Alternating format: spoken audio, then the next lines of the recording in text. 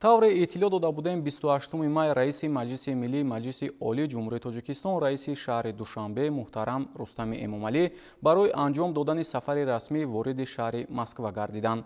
сафари расмии раиси Маҷлиси Миллии Маҷлиси Олии Ҷумҳурии Тоҷикистон раиси шаҳри Душанбе муҳтарам Рустами Эмомалӣ дар Федератсияи Русия бо гузоштани гулчанбар дар назди оромгоҳи сарбози номаълум дар боғи Александри шаҳри Москва оғоз гардид. дар шаҳри Москва раиси Маҷлиси Миллии Маҷлиси Олии Ҷумҳурии Тоҷикистон раиси шаҳри Душанбе муҳтарам Рустами Эмомалӣ дар доираи сафари расмӣ бо президенти Федератсияи Русия муҳтарам Владимир Путин ва раиси шӯрои Федератсияи Маҷлиси Федералии Федератсияи Русия муҳтарам Валентина Матвиенко ва раиси Думаи давлатии Маҷлиси Федералии Федератсияи Русия Вячеслав Володин мулоқот намуданд. муфассал ҳамкасбони мо гузориш медиҳанд. 28 май раиси Маҷлиси Миллии Маҷлиси Олии Ҷумҳурии Тоҷикистон раиси шаҳри Душанбе муҳтарам Рустами Эмомалӣ ҷиҳати анҷом додани сафари расмӣ вориди шаҳри Москва гардиданд.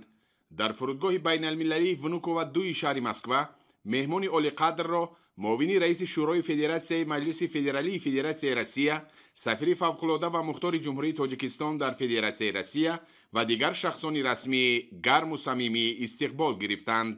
сафари расмии раиси Маҷлиси Миллии Маҷлиси Олии Ҷумҳурии Тоҷикистон раиси шаҳри Душанбе муҳтарам Рустами Эмомалӣ дар Федератсияи Россия бо гузоштани гулчанбар дар назди оромгоҳи сарбози номаълум дар боғи Александри шаҳри Москва оғоз гардид.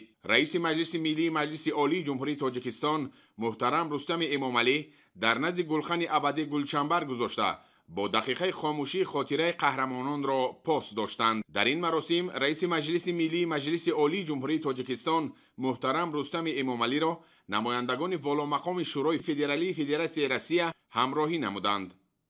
дар шаҳри Москва раиси Маҷлиси Миллии Маҷлиси Олии Ҷумҳурии Тоҷикистон раиси шаҳри Душанбе муҳтарам Рустами Эмомалӣ дар доираи сафари расмӣ дар Федератсияи Россия бо раиси шӯрои Федератсияи Маҷлиси Федералии Федератсияи Россия муҳтарам Валентина Матвиенко мулоқот намуданд. ҷонибҳо музокиротро дар доираи мулоқоти хоса оғоз карда дар сиғаи васеъ бо иштироки ҳайатҳо идома доданд. дар рафти мулоқот доираи васеъи масъалаҳои ҳамкории дуҷонибаву шарикии стратегии Тоҷикистону Россия ҳамчунин масоили мубрами минтақавию байналмилалӣ мавриди баррасӣ қарор дода шуданд. нахуст муҳтарам Рустами Эмомалӣ ба он ҷониб барои даъват ҷиҳати анҷом додани сафари расмӣ инчунин меҳмоннавозӣ ва пазироӣ изҳори сипос намуданд. зикр карда шуд ки Тоҷикистон бар рушду тавсеаи ҳамкории мутақобилаи бисёрҷониба бо Россия аз ҷумла дар бахшҳои сиёсӣ, тиҷоративу иқтисодӣ, фарҳангиву гуманитарӣ, илмиву техникӣ, ҳарбию техникӣ ва дигар самтҳои мавриди таваҷҷӯҳ аҳамияти хоса медиҳад.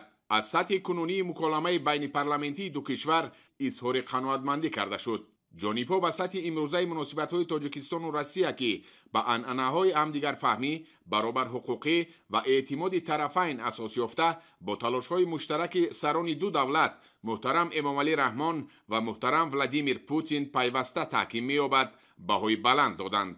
дар рафти вохӯрӣ вазъи кунунӣ ва дурнамои муносибатҳои ду кишвар дар соҳаҳои ояндадори тиҷоративу иқтисодӣ, энергетика ва саноат мавриди баррасӣ қарор дода шуда, дар ин зимн фароҳам овардани шароитҳои мусоиди рушди бештари ҳамкорӣ байни минтақаҳои ду кишвар муҳим дониста шуд. ҳарду ҷониб аз сатҳи ҳамкорӣ дар соҳаи фарҳангиву гуманитарӣ, аз ҷумла робитаҳои амалӣ дар соҳаҳои маориф, фарҳанг ва сайёҳӣ қаноатмандӣ ҳосил намуданд. дар рафти суҳбат ҳамчунин оид ба масъалаҳои муҳоҷирати меҳнатӣ ва дигар мавзӯъҳои мавриди таваҷҷӯҳ гуфтугӯи судманд сурат гирифт. дар идомаи мулоқот таъкид гардид ки ду кишвар дар арсаи байналмилалӣ ҳамкории фаъол доранд. инчунин дар иртибот ба соли байналмилалии ҳифзи пиряхҳо эълон гардидани соли 2025 ба нақши конференсияи сатҳи баланди Душанбе оид ба пиряхҳо таваҷҷӯҳ зоҳир карда шуд. аснои суҳбат инчунин масъалаҳои амният, афзоиши хатарҳои фаромиллӣ ва вазъи имрӯзаи Афғонистон ва минтақа мавриди таваҷҷӯҳи хосаи ҷонибҳо қарор гирифт. аз рӯи натиҷаи мулоқотҳо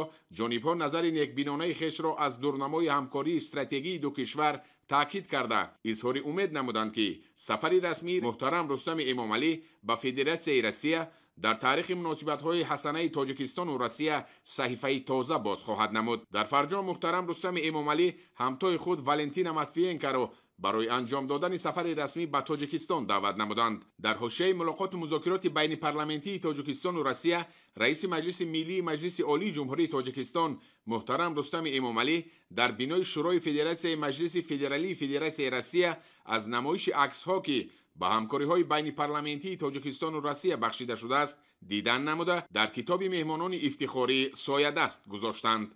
در حاشیه سفر رسمی در فدراسیون روسیه، رئیس مجلس ملی مجلس عالی جمهوری تاجیکستان رئیس شهر دوشنبه محترم رستم امامعلی با پرزیدنت فدراسیون روسیه محترم ولادیمیر پوتین ملاقات نمودند. در آغاز ملاقات محترم رستم امامعلی پیام گرم و تمنیات صمیمانه پرزیدنت جمهوری تاجیکستان پیشوای ملت محترم امامعلی رحمان را با پرزیدنت فدراسیون روسیه محترم ولادیمیر پوتین رسانیدند.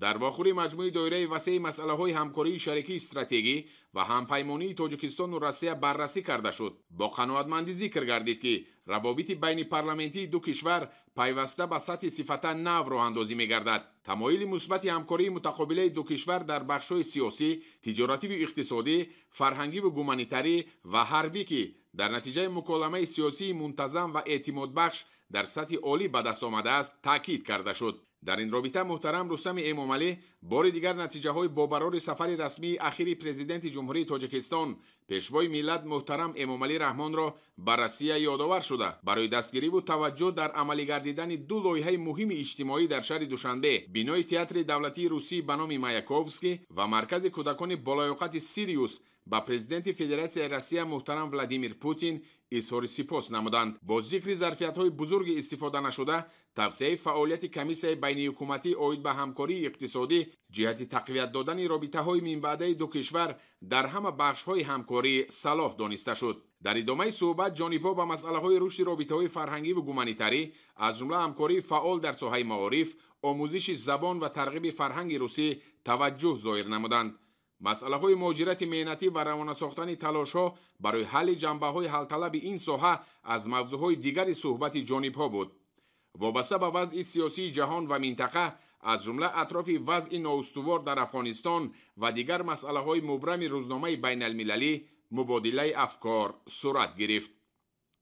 در حاشیه سفر رسمی در فدراسیون روسیه، رئیس مجلس ملی مجلس عالی جمهوری تاجیکستان رئیس شهر دوشنبه محترم رستم امامعلی با رئیس دومای دولتی مجلس فدرالی فدراسیون روسیه ویچسلاو ولودین ملاقات انجام دادند. در جریان ملاقات وضع امروزه و دورنمای مناسبت‌های دوجانبه تاجیکستان و روسیه مورد بررسی قرار داده شد. جانب‌ها به توسعه رابطه‌های بین پارلمانی مجلس ملی و دومای دولتی توجه خاص ظاهر نموده اظهار اطمینان کردند که این رابطه‌ها برای بزینه‌های بلند برآوردن سطح شریکی بسیار جنبه دو دولت مساعدت می‌نمایند. مسئله‌های تنظیم مهاجرت و توسعه روابط فرهنگی و گومانیتری میان دو کشور از موضوع‌های دیگری صحبت بود. در جریان ملاقات جانب‌ها همچنین عاید به مسئله‌های دیگری مورد توجه از جمله مسائل روزنامه بین المللی تبادل نظر کردند.